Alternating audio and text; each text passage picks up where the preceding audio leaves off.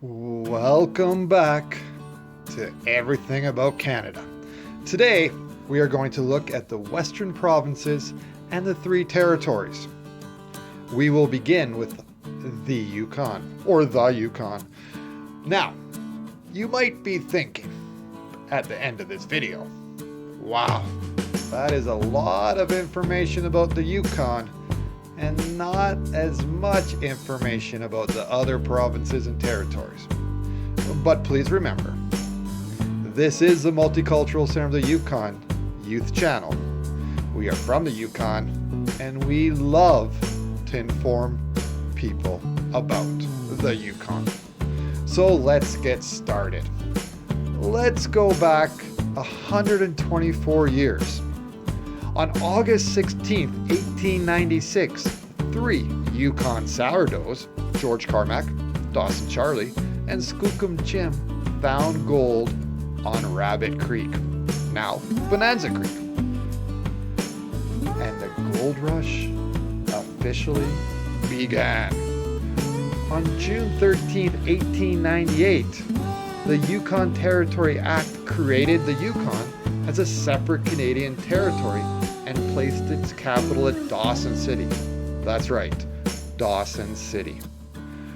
During the gold rush, Dawson City was known as the Paris of the North and had more than 30,000 people at its peak. It was the largest city in Western Canada.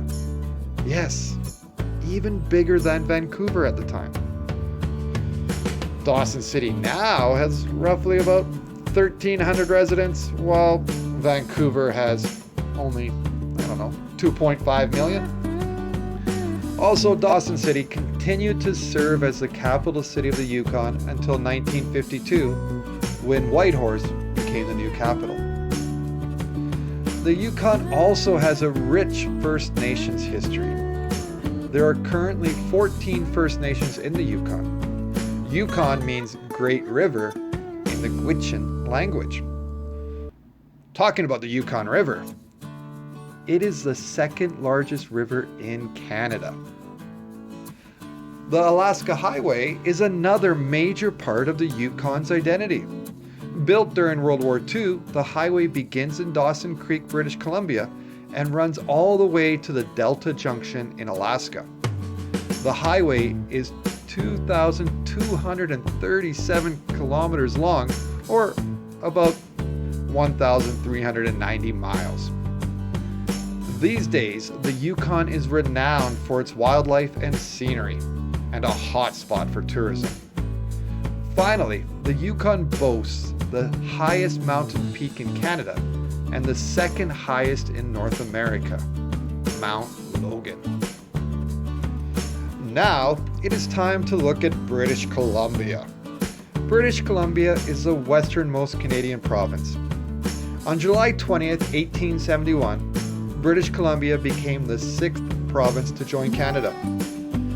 In return for entering Confederation, Canada absorbed BC's massive debt and promised to build a railway from Montreal to the Pacific coast within 10 years. Victoria is the capital city of British Columbia. Victoria is the largest city on Vancouver Island. British Columbia is renowned for its national wonders and boasts some of the best ski hills in the world. Whistler, Revelstoke, Kelowna, Fernie, and Kamloops are just a few locations that call world-class ski resorts home. BC is also known for totem poles.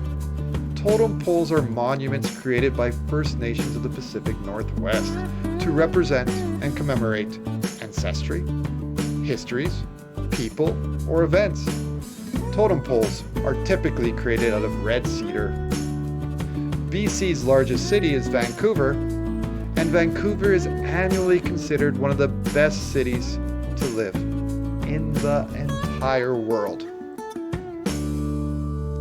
Moving on east, the next province is Alberta. Now, Alberta is the westernmost prairie province. The three prairie provinces are Alberta, Saskatchewan, and Manitoba. we will get to them shortly. Edmonton is the capital city, and Alberta became a province of Canada in 1905. The Rocky Mountains run down the border of Alberta and British Columbia and extend into the United States. Therefore, Alberta has many beautiful national parks like Banff National Park and Jasper National Park.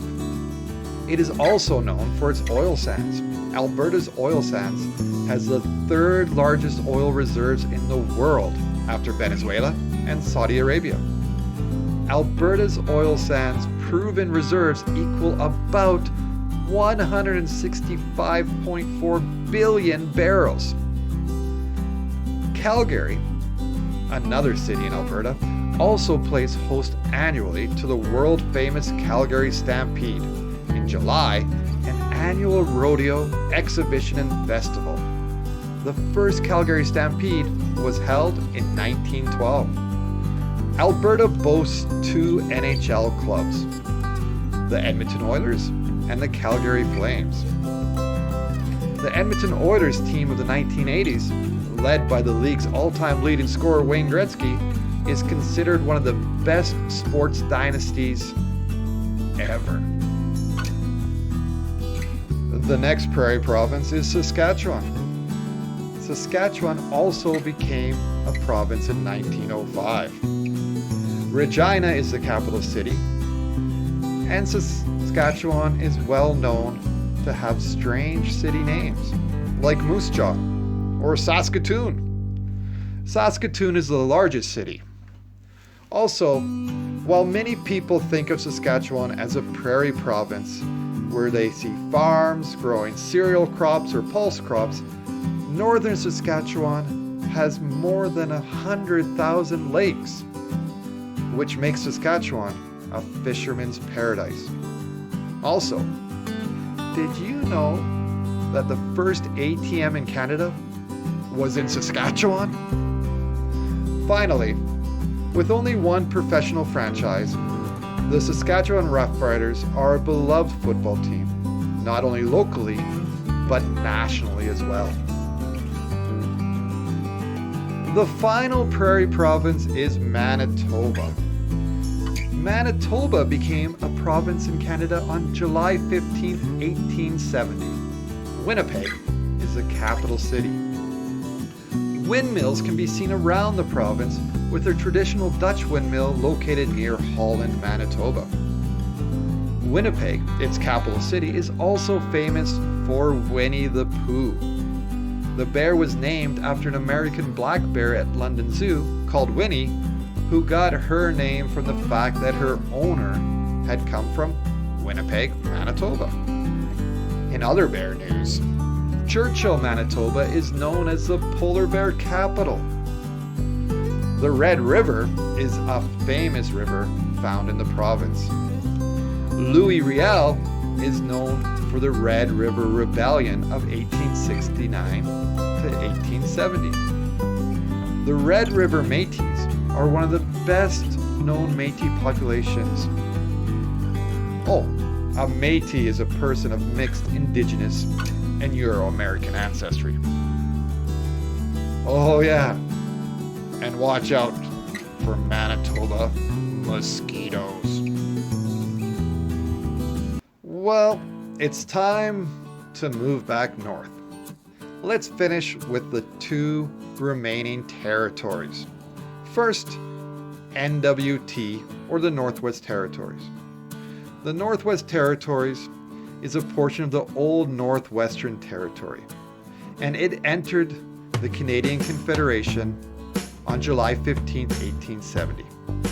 Since then, the territory has been divided 4 times to create new provinces and territories, or to enlarge existing ones. Up until 1999, the Northwest Territories were twice the size. But on April 1st, 1999, it was split to recognize Nunavut as a separate territory. Great Bear Lake and Great Slave Lake in the NWT are the 3rd and 4th largest lakes in Canada. Along with the Yukon, the Northwest Territory is one of the best places in the world to view the Northern Lights or Aurora Borealis. The capital city, Yellowknife, is a world-famous location to view this natural phenomenon.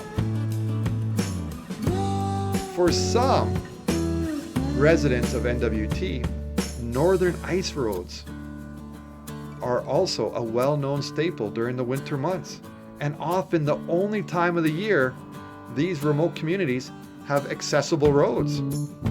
Some ice roads can stretch for hundreds of kilometers. Oops, I almost forgot. NWT also has the best license plate ever. We will finish with the youngest territory. Nunavut, or our land, is the easternmost Canadian territory. Iqaluit is the capital city. Now, as I mentioned before, until 1999, Nunavut didn't exist. The newest territory is also now the largest territory. However, it is also the least populated territory with about 33,000 residents.